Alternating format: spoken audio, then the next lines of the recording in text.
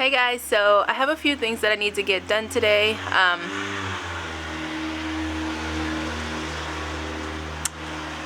So loud. A few things that I want to get done today, and I want to take you guys along with me. A lot of stuff I have got done off of camera, and there's still so much to do. So let's go ahead and get started. This video is just going to be kind of random with what I do because I'm kind of a random person. So let's go ahead outside.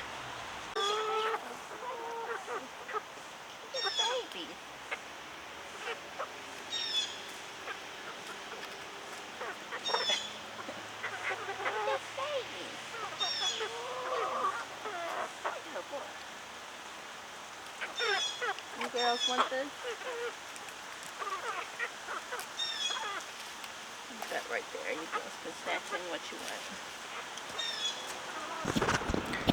So my raised beds are still covered in the mesh. It's not quite cold enough yet where I feel comfortable putting the plastic on them and them not heating up during the day. So I'm gonna leave this on. Once our nighttime temperatures start to head towards in the 30s, so probably when I see it going to be consistently in the 40s at night, then I'll go ahead and put the plastic on them. But right now, like our temps are in the 40s at night, and then during the day we're warming up to the 60s. So there's still time to just keep the mesh on, and it's doing okay. I probably could take the mesh off. However, I don't want the cats laying in those beds, and usually when things warm up, you know, above 60, 65, close to 70-ish, which it has several days, you start to see, like, you know, bugs come out. You see butterflies floating around. So I'm just gonna leave the mesh on for now until I switch it over to completely to the plastic. But yeah, I just wanted to mention that because I do want to share a video of me doing that. That's gonna have to wait a little bit longer until things really stay cold. We are also prepping for winter, so we have been there's a place where we go and we can get cut down wood and bring it back home to where we'll chop this up for firewood. This room here used to be a garage, and it gets really cold in the winter, and there's a boiler heat unit in there, but it doesn't get hot enough to make this room warm on its own. So it does have a wood burning fireplace in here, and so that's what we use the wood for, to warm this room up, because this is kind of our rec room. So we do a lot in here as a family, and we need to have this warm for everyone.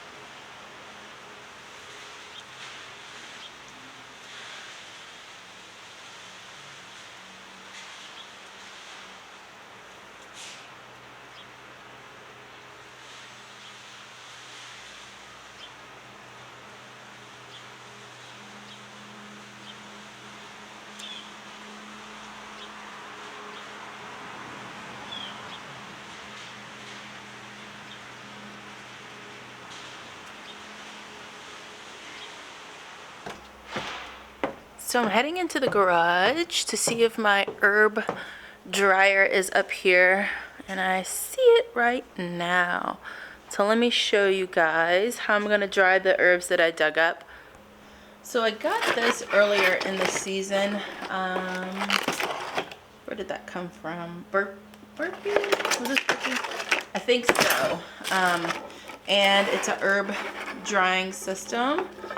And basically you're just air drying it. This is just a place to hang those herbs. So I am going to dry those herbs this way, and then I will probably be using a lot of the herbs for the chickens over winter, and then probably a bit for us, because I have a lot of oregano and lemongrass dried already for us to use. I mean, you can never have too much, but definitely going to be using a lot on the chickens. So let me find the hooks for it. And I'm going to let these actually dry outside. Oop. There it is. Okay. So let's take this with us and we'll get it set up, and then we'll hang up our herbs.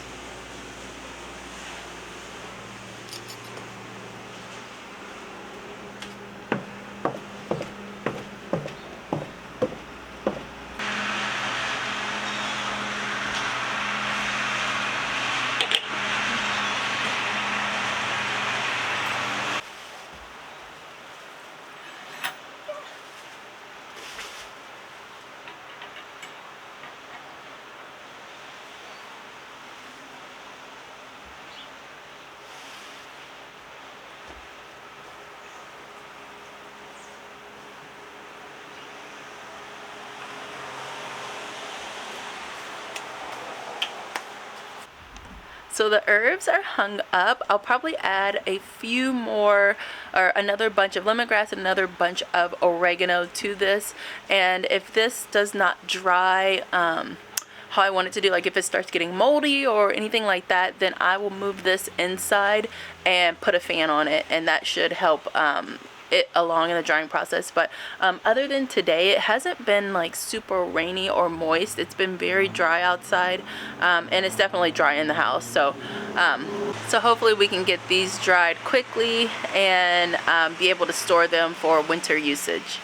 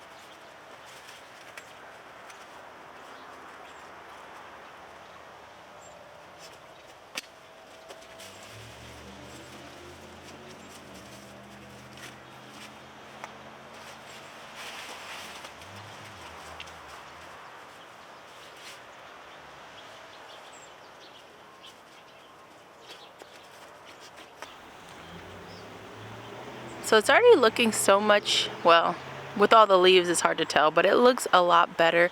So for hostas, I cut some back, I leave some down. It just depends. I have probably over 100 hostas or more, so it takes a lot to be able to get all of these cut down. I'll cut some that are like in the way or stuff that I come across, but I don't make a point to cut down every single hosta I have, just like usually in the main area. So like I'll take care of the ones in these beds here and then the ones that go around the bed, but I'm not like cutting every single thing down. Also, because we have so much like yard waste now, we tend to use the backs of the bed. So we have a lot of like little areas where behind the actual flower beds where we'll let things go back there and compost down. It just adds more to the soil because our composting area is full, like it's so full. And if we have the time, we'll break some things down and put it in there. Usually smaller things make it into the compost bed, and then stuff that's just really big like the zinnias, we're just gonna lay those at the back of the beds and let them compost down over time on their own, cover them with mulch, let the leaves cover them. So as far as leaves, we are using a lot for the chickens. We are allowing the leaves in the garden beds to stay there. The leaves provide they hold in moisture. They also provide shelter for beneficial insects, and they also, as they break down, they add to the soil. So we leave the leaves there until spring, when you start seeing flowers come up, dandelions, things like that, and then the temperatures are staying above 40 degrees, then we'll go ahead and just rake these leaves in, mulch them in, whatever we need to do. If you have a large concentration of leaves in a spot and you think it's gonna block moisture from getting down to your plants, just kind of break that clump up. But that's kind of what our kind of methods of handling all the leaves, handling our excess debris that we pull up out of the garden. We're just letting it decompose naturally in the back of the beds. It's going to the compost bin, which is over there, and then it's gonna go to the chickens. So we're trying to make use of a lot of the things that we have, and just kind of be more sustainable.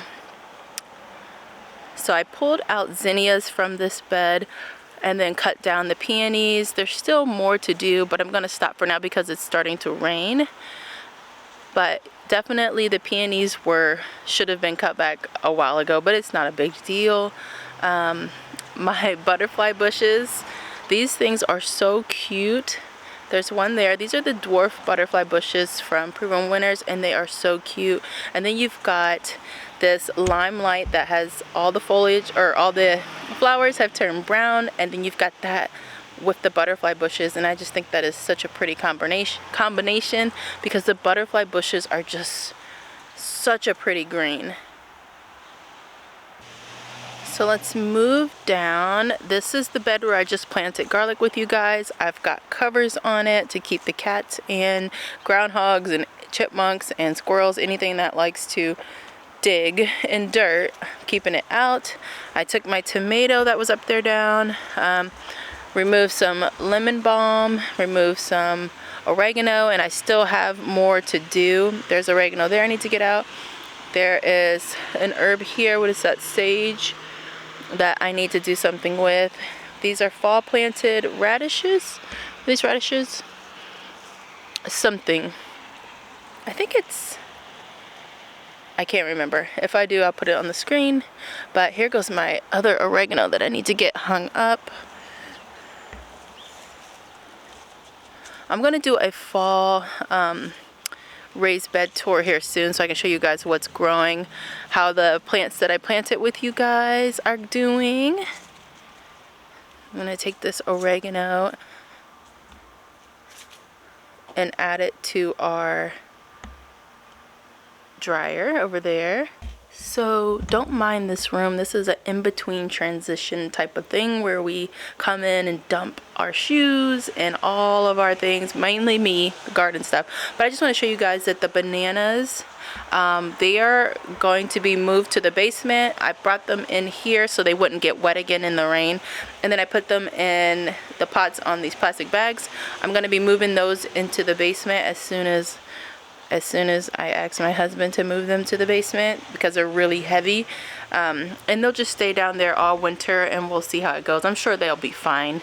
But yeah, so that's what's going to happen to them, and they'll probably go down there this week sometime, which I'm excited about. Then I have some mangave. These are the 3 that I have left. I gave the rest of mine away. I had 9. And so I just did not, because they're so pokey. Most of them were very, very pokey. I didn't want to deal with them over winter again, with the cats, with the dogs, with the kids, like, and people getting stabbed by these plants. So I'm happy they went to good homes. And then these are the 3 that I'm keeping that were my favorites. So that is it for today. It's starting to drizzle and get wet, and I didn't want to get I don't want to get wet, and I didn't want my camera to get wet. So that's all. So we got the herbs, we pulled out some zinnias, cut some things back, and then moved them out to the outskirts of the garden beds. But as the garden is closing, there probably won't be you know, just as much outside gardening content over winter. I'll do my best and, you know, update you guys on how the things are doing in the cold frames, and then obviously the chickens. But once like winter really sets in, there's not going to be a ton outside to really maintain. But I do, because this channel originally started as houseplant content, so during the winter time I do a lot more houseplant videos. So if you guys have any questions about houseplants, any type of video that you want to see, you know, check out my channel, see if there's anything there. And if not, definitely I'll be making a lot more stuff over winter, and then before you know it, it'll be January and February, and I'll be starting seeds with you guys for outside. So there's so much here that to see, so much to do, and I'm so excited about it all, because I absolutely could do this all day long and just grow plants and tinker around with seeds and propagation and just gardening and the chickens and all that stuff. Like, I really love it and really enjoy it. So hope you guys enjoy it too. Let me know if you have any questions about this video, and I will see you in the next. Bye.